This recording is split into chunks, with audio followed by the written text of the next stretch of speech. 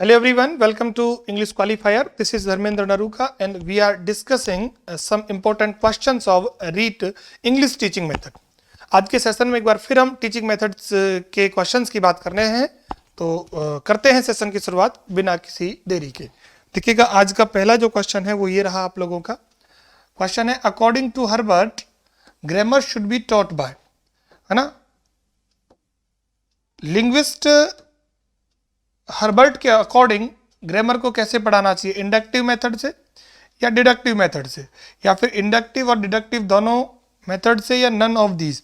तो my dear इसका जो सही आंसर है वो ऑप्शन नंबर सी है, यानी कि ग्रामर को हम दोनों तरीके से पढ़ा सकते हैं। हम इसे इंडक्टिवली भी पढ़ा सकते हैं और इसको हम डिडक्टिवली भी पढ़ा सकते हैं, और दोनों से ही पढ़ाना चाहिए।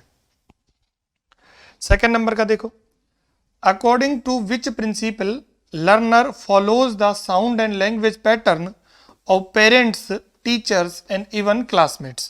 तो principle of imitation, principle of providing conducive environment, principle of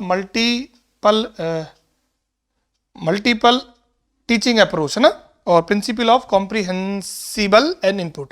तो देखो पेरेंट से, टीचर से बच्चा इमिटेट करता है, भाई क्या करता है, इमिटेट करता है। तो सेकंड नंबर का ऑप्शन नंबर ए आप लोगों का बिल्कुल ठीक बनता है।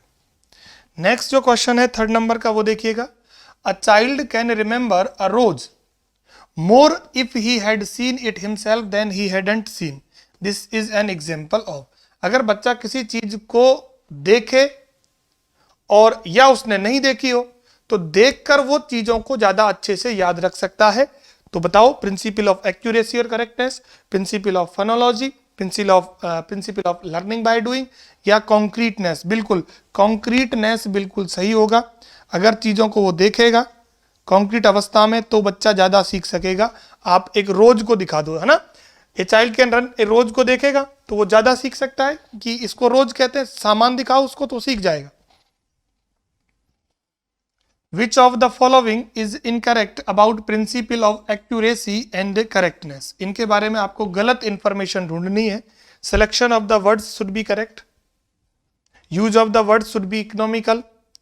Expression should be impressive. और pronunciation may be incorrect. देखो, selection correct होना चाहिए, वर्ड्स इकोनॉमिकल होने चाहिए, इंप्रेसिव भी होने चाहिए, लेकिन ऐसा थोड़ी ना कि प्रोनाउंसिएशन गलत होगा। Pronunciation should be correct, it is also correct. तो ये करेक्ट होना चाहिए, इसीलिए आपका ऑप्शन नंबर डी ही आंसर बनेगा, क्योंकि इनकरेक्ट इंफॉर्मेशन ही आप लोगों से पूछी गई है।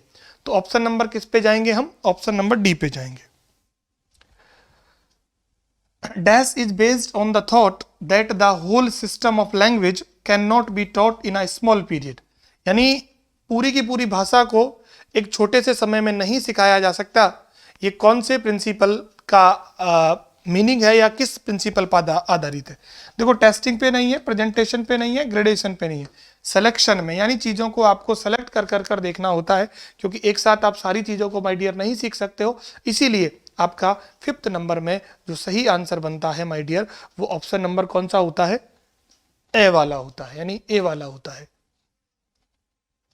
Language principles help a teacher in teaching effectively, teaching traditionally, teaching orally, या नन ऑफ दीज। बताओ जरा, लैंग्वेज प्रिंसिपल्स जो होते हैं वो टीचर की किस तरीके की मदद करते हैं? ओरली नहीं, ट्रेडिशनली नहीं, टीचर के टीचिंग को इफेक्टिव बनाने का काम करते हैं क्या? Language principle. तो आपका 6 वाले में जो सही आंसर बनता है वो आपका ऑप्शन नंबर अ बनता है। Is that clear everyone? Option A आपका बिल्कुल सही आंसर बनेगा माय डियर।